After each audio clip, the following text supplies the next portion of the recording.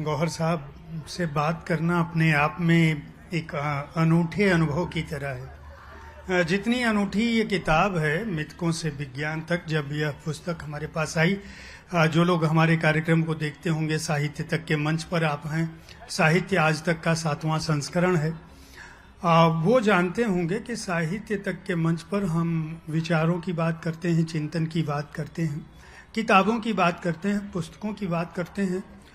और भारतीय प्रज्ञा में, भारतीय चिंतन परंपरा में शब्द को ब्रह्म का दर्जा दिया गया है।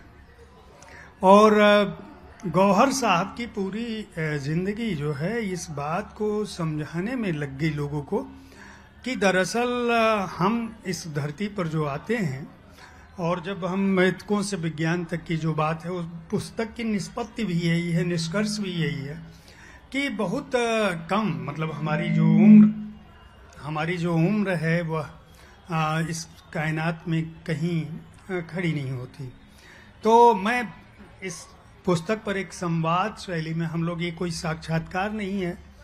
गौहर साहब, ऐसी क्या बात है कि मानव सभ्यता के विकास से आज तक मनुष्य यह जानते हुए भी कि जीवन क्षणभंगुर है, वह तमाम तरह की सीमाएं अपने लिए गढ़ता रहा है और आज भी मुक्त नहीं हो सका है, जबकि उसको यहाँ रहना ही नहीं है।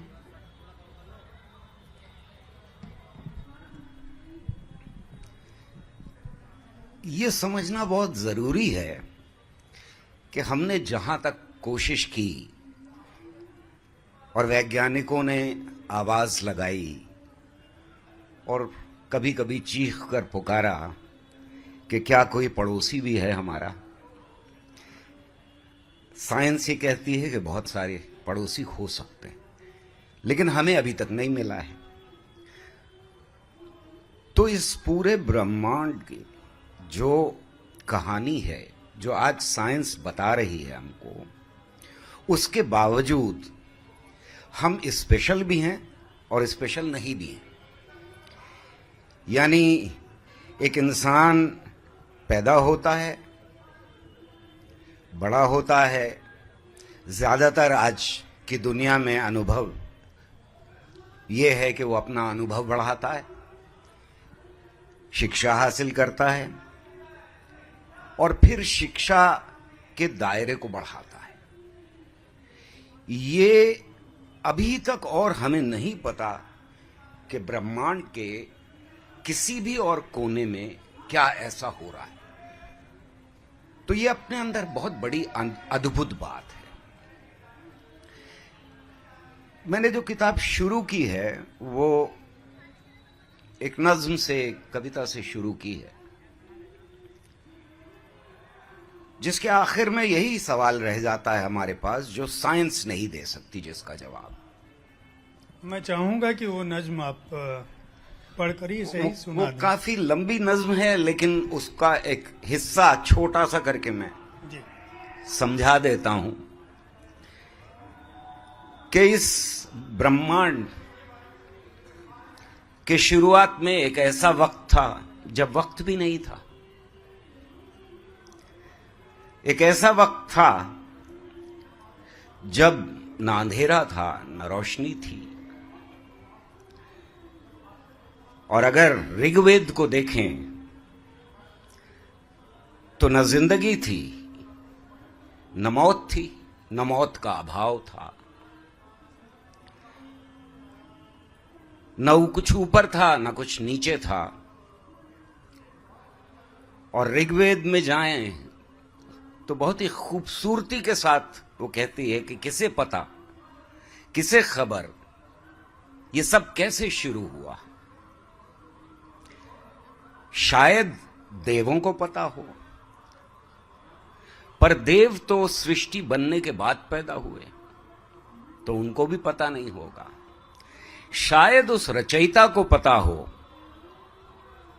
जिसने इसकी रचना की है, और शायद उसको भी पता ना हो। लेकिन शुरू हुआ, और हमें शुरू में नहीं मालूम कि 10⁻⁻32 सेकेंड्स यानी एक सेकंड के इतने टुकड़े किए जाएं कि एक लगा के उसके आगे 32 जीरो लगा दिए जाएं, उससे डिवाइड कर दिया जाए, उतने टुकड़े करने के हमें नहीं मालूम उस वक्त क्या हुआ। लेकिन फिर गुरुत्वाकर्षण था, धीरे धीरे 4 फोर्सेस जो मालूम है हमें वो अलग अलग हुए, जिसमें वीक फोर्स, इलेक्ट्रोमैग्नेटिक फोर्स और स्ट्रांग फोर्स हैं।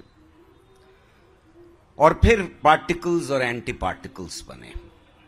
एंटी पार्टिकल्स और पार्टिकल्स पेयर में पैदा होते हैं, एक दूसरे के करीब आ जाएं तो एक दूसरे को खत्म कर देते हैं। ये एक सूप था जो नन्हे से ब्रह्मांड के अंदर उबल रहा था। बेहद ज्यादा प्रेशर, बेहद ज्यादा टेम्परेचर, पर यह फैल भी रहा था। और धीरे धीरे टेम्परेचर कम हो रहा था, प्रेशर कम हो रहा था। लगभग 1 सेकंड बाद कुछ ऐसा हुआ कि पार्टिकल्स यानी मैटर इस रस्साकशी में जीत गया, और इस जीत की वजह से आज पूरा ब्रह्मांड हमारे साथ है। अगर वो ना जीता होता तो हम यहां नहीं बैठे होते। बहरहाल धीरे धीरे कण पैदा हुए, हाइड्रोजन हीलियम में बदली, हीलियम के क्लाउड्स फैलना शुरू हुए, टेम्परेचर घटता चला गया, और फिर ये गुबार सिमटने लगे, गुरुत्वाकर्षण की वजह से टकराए और बने तारे। अब ब्रह्मांड लगभग 100 लाइट ईयर्स तक फैल चुका था। 1 सेकंड में लाइट का एक कण, जिसे हम फोटोन कहते हैं, वो 3 into 10⁻⁶ किलोमीटर्स चलता है। ये तारे करीब आए, और करीब आने के बाद गैलेक्सीज बनी, आकाश गंगाएं या मंदाकिनियां। लाखों करोड़ों करोड़ों करोड़ आकाश गंगाएं, उनमें एक खूबसूरत स्पेशल आकाश गंगा, उस स्पेशल आकाश गंगा के किनारे पर, कगार के ऊपर एक खूबसूरत चमकता हुआ तारा। उस तारे के चारों तरफ घूमते हुए 9 नन्हे नन्हे गेंद, उन नन्हे गेंदों में एक स्पेशल गेंद जिसका रंग नीला हरा, उसके ऊपर एक पतली सी हवा की एटमॉस्फेयर की चादर, उसमें बहुत सारे जमीन के टुकड़े और ढेर सारा पानी। उन जमीन के टुकड़ों में एक स्पेशल टुकड़ा, उस टुकड़े में बहुत सारे देश, उन देशों में एक स्पेशल देश, उस देश के अंदर बहुत सारे नगर, उन नगरों में एक स्पेशल नगर, उस नगर में बहुत सारी बस्तियां, बहुत सारी बिल्डिंग्स, उसमें एक स्पेशल बिल्डिंग, और उस स्पेशल बिल्डिंग में एक साइंटिस्ट अपनी किताब हाथ में लिए कुछ लोगों को ये कहानी सुना रहा है। इसकी आवश्यकता क्यों पड़ी, एक मेरा प्रश्न है मिथकों से विज्ञान तक। और इस किताब में आपने एक सवाल बहुत छोटे से हिस्से में जवाब दिया है, और चूंकि हमने अपने दर्शकों से कहा था कि संवाद शैली में हम बात करेंगे, आपसे भी बात हुई थी। आपका कहना है कि धर्म जो है वह क्यों को तलाशने की एक प्रक्रिया है, और विज्ञान जो है वह कैसे की।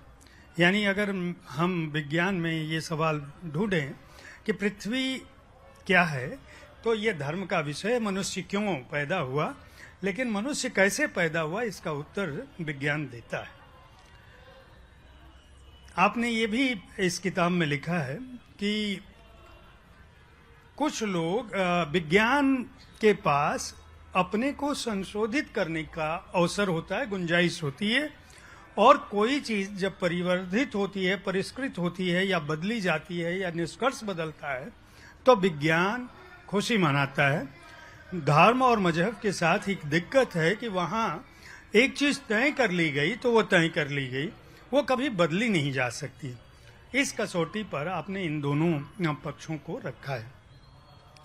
मेरा ये कहना है, और एक और बात जो बहुत रोचक लगी, आपने ब्रह्मांड के निर्माण को कहा है कि उसकी संख्याओं पर हम नहीं जाते, बहुत सारा ब्यौरा देते हुए आखिर में आपने लिखा है कि हम मानते हैं कि इस ब्रह्मांड की उम्र अगर 24 घंटे है तो जो मनुष्य है वो सारा, आप गणित करते हुए आते हैं और फिर कहते हैं हमारी जो विकास है वो 2 सेकंड या 6 सेकंड का बमुश्किल बैठता है जो मनुष्य है।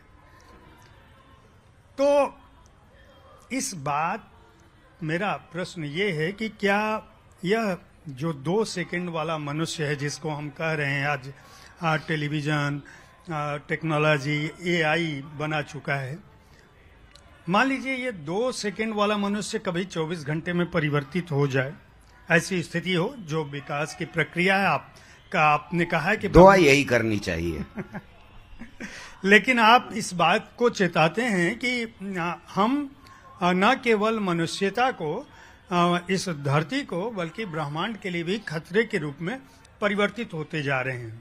तो क्या मनुष्य को आप वायरस मानते हैं?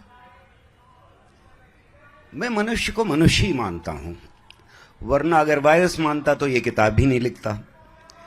तो पर आपको मुबारकबाद देनी पड़ेगी, मेरी तरफ से होनी चाहिए, जो कि जयप्रकाश जी आपने बहुत ही कीनली इस किताब को पढ़ा है और इसके जिस तरह से आपने बताया, बिल्कुल वही मकसद था। मेरा मकसद ये था इस किताब को लिखने के लिए कि पिछले 30-40 सालों में जो अनुभव मिला मुझे, मेरे ख्याल में यहाँ बैठा हुआ कोई भी अब ऐसा नहीं होगा जो 30 साल तक लगातार हर कुंभ मेले में गया हो, मेरे अलावा। मैं 30 साल तक हर कुंभ मेले में गया और वहां लोगों से बात की, 4000-5000 का सैंपल इकट्ठा किया, एनालाइज किया, और मैं वहीं पैदा हुआ हूं गंगा के तट के ऊपर। और उसके बाद टेलीविजन, बहस वगैरह वगैरह। तो वो जो अनुभव था मेरा, उसमें ये बहुत जरूरी था इस बारे में सोचना कि एक आम आदमी सवाल पूछता है, सवालों के जवाब होते हैं उसके पास, और वो उन जवाबों को लगातार परखता है। और मैं ये इसलिए कह रहा हूं, ये एम्फसाइज इसलिए कह रहा हूं कि यूरोप में जो फोकस रहा पूरा का पूरा कम्युनिकेशन ऑफ साइंस को लेकर के, वो ये था कि इंसानों को 2 हिस्सों में बांट दिया जाए, एक वो जो साइंटिफिकली लिटरेट हैं और एक वो जो साइंटिफिकली इलिटरेट है। मेरा ये मानना था कि कोई इंसान जो पैदा हुआ है वो साइंटिफिकली इलिटरेट नहीं होता, जिसका मतलब यह है कि इंसान वायरस नहीं होता ब्रह्मांड के लिए। इंसान ब्रह्मांड के बारे में, अपने आसपास के बारे में लगातार सवाल पूछता है। सवाल कब पूछना शुरू किए इंसान ने, मुझे कम से कम इसका जवाब नहीं मालूम।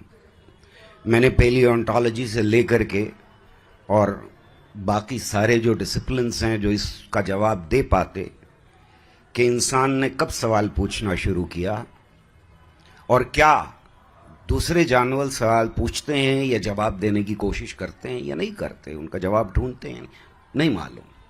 पर मान लेते हैं कि इंसान और जानवरों के मुकाबले में उसका बड़ा फर्क यह है कि वो सवाल पूछता है। तो इंसान ने लगातार इस ब्रह्मांड को समझने के लिए न सिर्फ सवाल पूछे बल्कि जवाब भी तलाश किए। और इस कोशिश में अगर हम पीछे मुड़ के देखें तो इंसान की पूरी सभ्यता की कहानी हम शायद सवालों और जवाबों के बदलाव की कहानी की तरह से देख सकते हैं। लेकिन जाहिर है कि जिस तरह का समाज हमने खड़ा किया सभ्यता के आने के बाद, जिसका जिक्र मैंने किया है कि एक बड़ा बदलाव आया, बहुत सारे बड़े बदलाव का जिक्र किया है, लेकिन एक बड़ा बदलाव आया जब हमने कृषि शुरू की। पहली बार इंसान ने प्राइवेट प्रॉपर्टी का तसव्वुर किया। पहली बार उसे एहसास हुआ कि उसकी प्राइवेट प्रॉपर्टी हो सकती है, यानी ये मेरा खेत है, ये मेरा घर है, ये मेरा खानदान है, ये मेरे बच्चे हैं, ये मैंने बनाया है। इससे पहले तक प्राइवेट प्रॉपर्टी का कोई तसव्वुर शायद था नहीं और हो भी नहीं सकता था, इसलिए कि जितना खाया आपने, जितनी ज़रूरतें हैं वो पूरी हुई, नहीं आज की हो पाई, कल फिर से वही ज़रूरतें हैं, कल फिर से वही करना है। कृषि ने बड़ा बदलाव।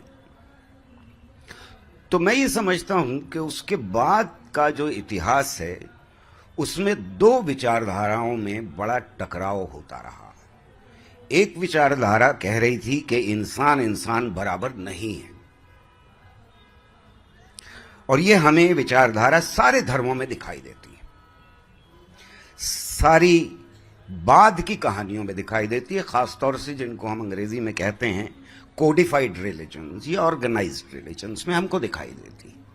लेकिन इन्हीं रिलीजन्स में हमको दूसरी विचारधारा भी लगातार दिखाई देती है जो टकरा रही है इस विचारधारा से, कि सारे इंसान बराबर होते हैं। इन दोनों में बड़ा भयानक टकराव है। तो जो उस विचारधारा के मानने वाले हैं, जो कह रहे हैं कि इंसान इंसान बराबर नहीं है, जो ये कह रहे हैं कि नीची जात का आदमी अछूत हो सकता है, जो ये कह रहे हैं कि काले लोग गोरे लोगों के मुकाबले में दिमाग कम रखते हैं, सोशल एवोल्यूशन की बात जिस तरह हिटलर ने की, जिस तरह अपार्थाइड हुआ, जो लोग आज खड़े होते हैं संपत्ति के कंसंट्रेशन के साथ, वो डेफिनेटली वायरस है, और वो ब्रह्मांड के लिए नहीं बल्कि हमारे समाज के लिए वायरस है। इसकी वजह क्या पाते हैं? क्योंकि जिस तरह से ये कहानी है, अगर ये वैज्ञानिक विकास है और जिस तरह से मनुष्य का दिमाग है, तो संपत्ति की बात तो समझ में आती है, लेकिन ये मजहबों का बंटवारा कैसे हुआ और क्यों होना चाहिए था, और उस चीज़ के बारे में जिसको हम पूरी तरह से जानते हैं या नहीं जानते, यानी ईश्वर, अल्लाह, गॉड को जानते हैं या नहीं जानते, वो हैं या नहीं हैं, इसका दावा जब मनुष्य नहीं कर सकता, तो इतना विभाजन क्यों हुआ? और जब हमारा विकास क्रम इतना कमजोर है, यानी बहुत ब्रह्मांड के जीवन के हिसाब से मनुष्य का जीवन बहुत छोटा सा है। आप कहते हो 24 घंटे में 2 सेकेंड, तो अगर तो पूरी सभ्यता हो जाती है। तो ये जो 2 सेकेंड की पूरी सभ्यता है, उसमें आखिर ये विभाजन क्यों हुआ, और क्या इसका कोई आप मानते हैं कि ये विभाजन कभी खत्म होगा? क्या ऐसी धरती हो सकती है जिसमें मनुष्य उस चरम पर पहुंच जाए जहां हम लोग 24 घंटे की बात कर रहे हैं? यहाँ पे एक और मैं बात कहूँगा कि बहुत सारी भविष्यवाणियों की बात हम करते हैं, पश्चिम में भी हुए, पूरब में भी हुए। उनमें से कुछ भविष्यवाणियाँ सही हुई, कुछ नहीं सही हुई। जो लोग धार्मिक आधार पे मानते हैं, और खुद आपकी किताब में भी ये बात है कि जैसे आध्यात्मिक दृष्टि रखने वाले लोग या धार्मिक परंपरा में विश्वास करने वाले लोग ये मानते हैं कि आप आस्थावान नहीं हैं तो आपको चीजें नहीं दिखती। विज्ञान में आप कह रहे हैं कि भाई चूंकि खोज अंतिम चरण में नहीं है, इसलिए हम ये नहीं कह सकते कि ऐसा ही है।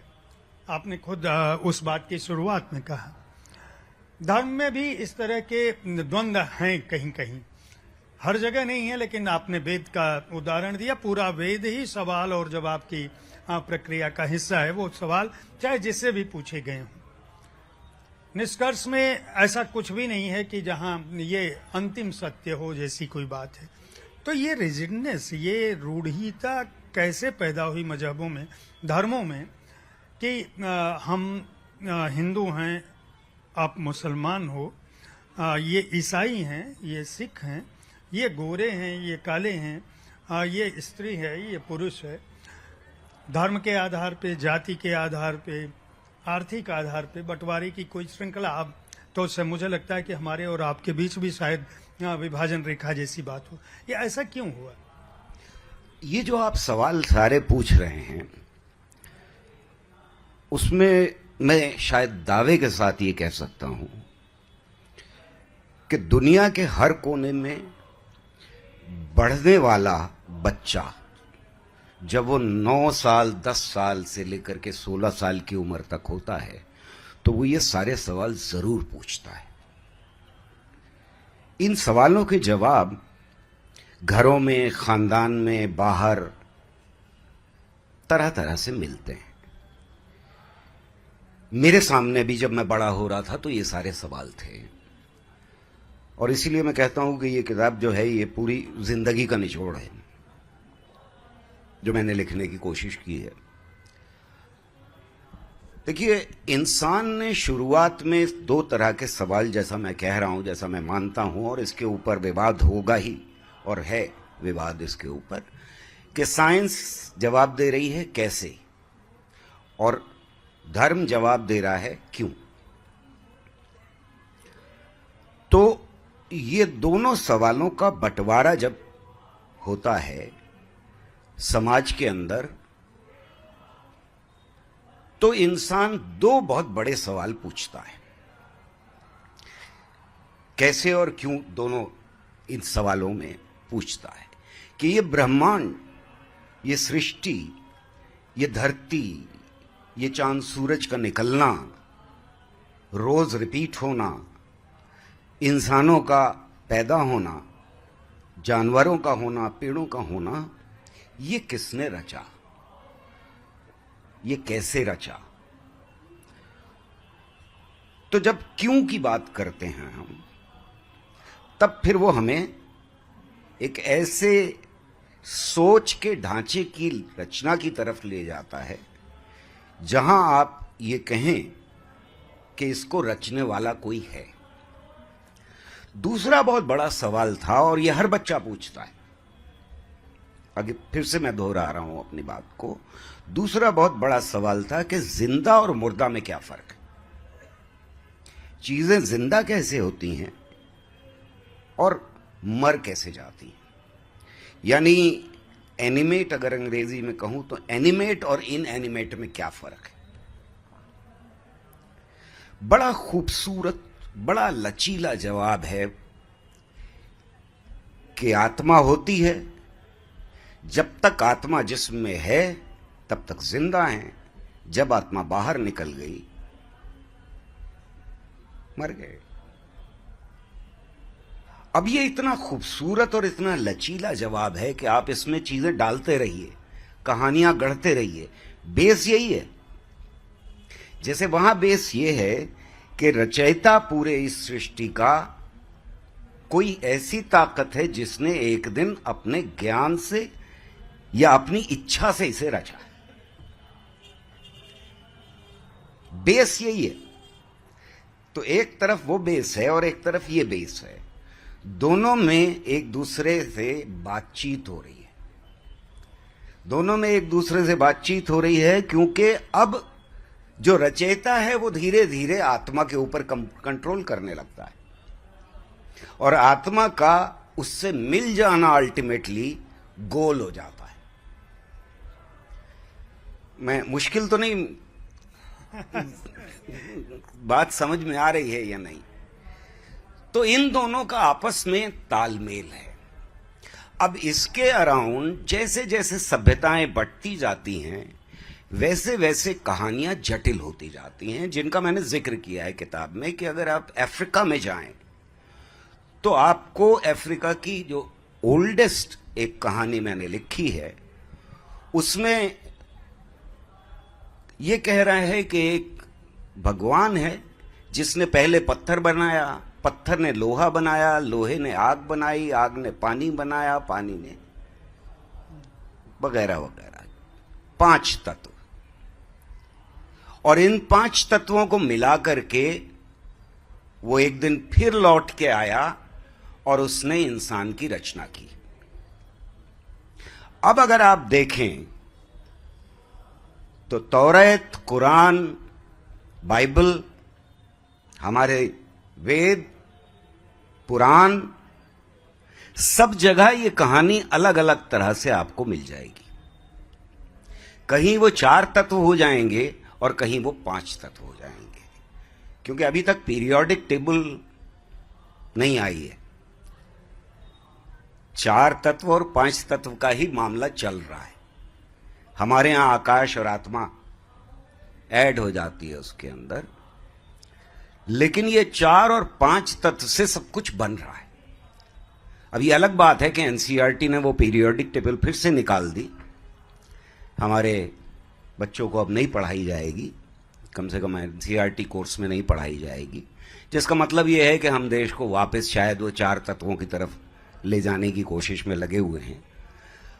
तो इन हालात में अगर मैं कहानियां ये देखना शुरू करूं, ये मिथ देखना शुरू करूं, इनको पनखना शुरू करूं, तो सारे मिथ एक दूसरे से बातचीत करते हुए दिखाई देते हैं।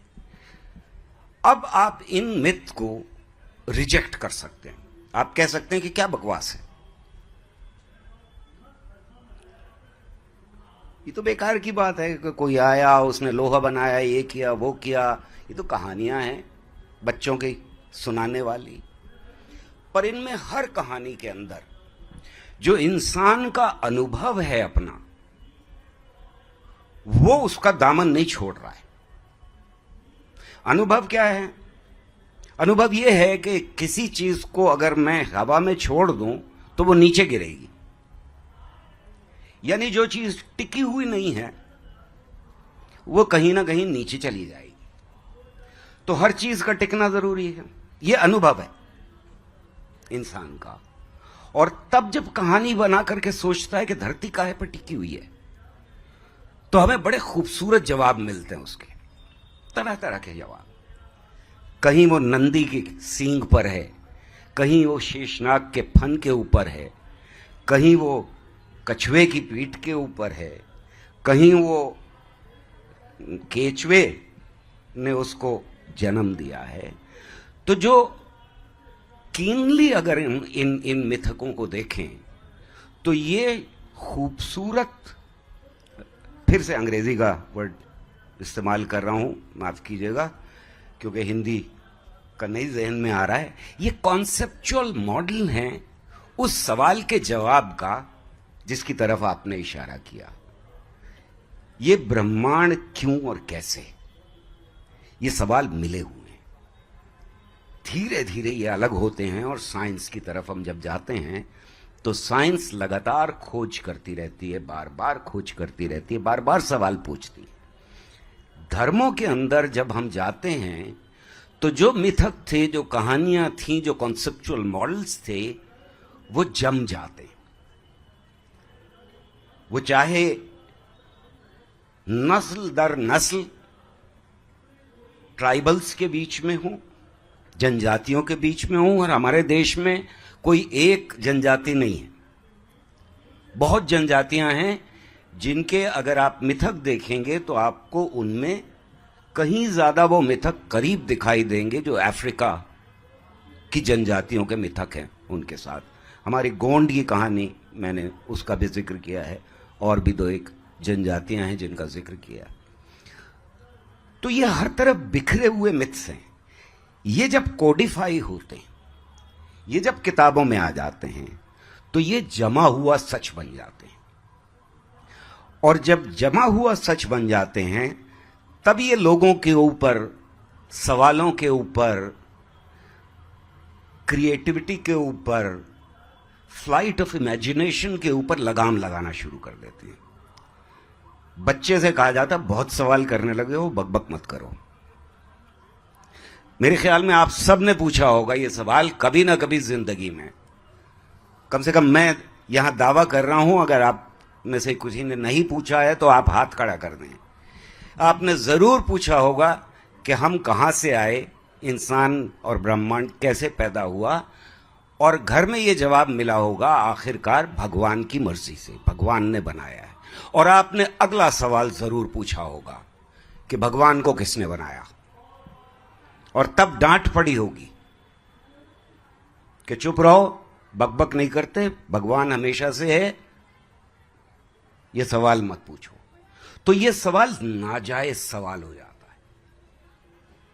यह सवाल ऐसा सवाल हो जाता है जिसको आप पूछ भी नहीं सकते, तब परेशानी शुरू होती है। गौहर साहब से बातचीत हमारा समय चूंकि इस मंच पर इस सत्र के लिए पूरा हो चुका है। आपसे ये चर्चा हमारी जारी रहेगी। साहित्य तक स्टूडियो में मैं आपको आमंत्रित कर रहा हूं।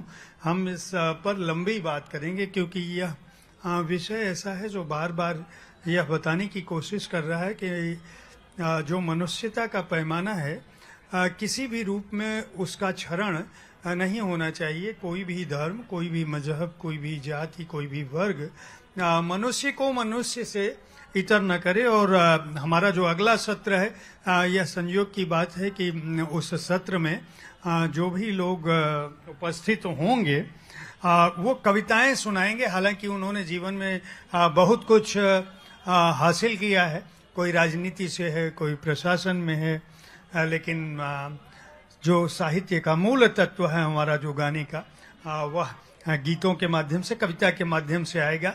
तो बहुत बहुत धन्यवाद गौहर साहब। हम लोग फिर मिलते हैं साहित्य तक के स्टूडियो में। ये बातचीत अधूरी है। मैं अपने दर्शकों को इस बात के लिए आमंत्रित करता हूं कि जब भी मैं गौहर साहब का रिकॉर्ड करूंगा, आप लोग सुनिएगा जरूर। आपको शायद उस बात का उत्तर मिल सके जो सवाल आपके मन में उमड़ते घुमड़ते रहते हैं। बहुत बहुत धन्यवाद।